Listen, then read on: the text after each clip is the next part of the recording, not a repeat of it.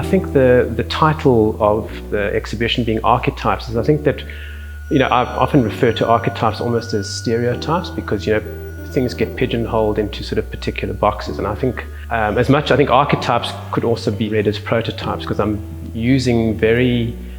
trying to change all the time. I find when I change and try different themes, I find that's where the excitement is.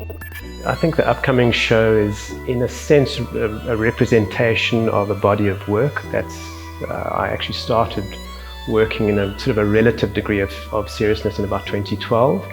So it documents about 8 years of work.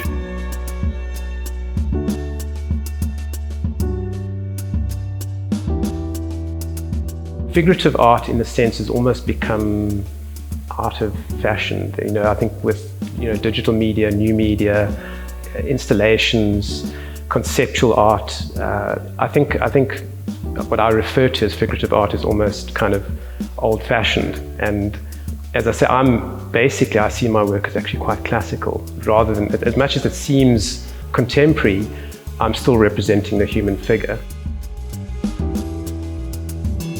If you think about the human body, it's made up of a skeletal structure and then the muscular structure and so on. And what I'm sort of trying to do with my work is blur the lines between the two and almost bring the sort of structural side. That's why a lot of the work is very angular and geometric, but it kind of brings that structure to the fore and that sort of simple and that sort of sense of functionality, almost like an exoskeleton. You're bringing the skeleton to the outside and letting the forms kind of dictate the representation of a human figure.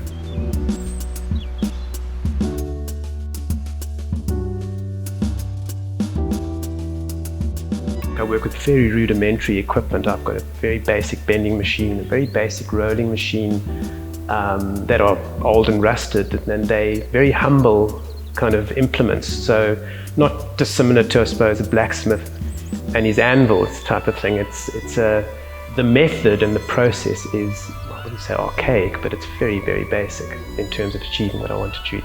Not everything, obviously, but the bulk of my work. The only true judge of a piece of work is time. If a work still has relevance 5 years from now, 10 years from now, 50 years from now, 100 years from now, then you've achieved something. And I think that's very difficult to do because we're dealing with a world that is just, technology just drives change so quickly that it's almost impossible. So I'm hoping that some of the work that I do is still relevant when I'm long gone.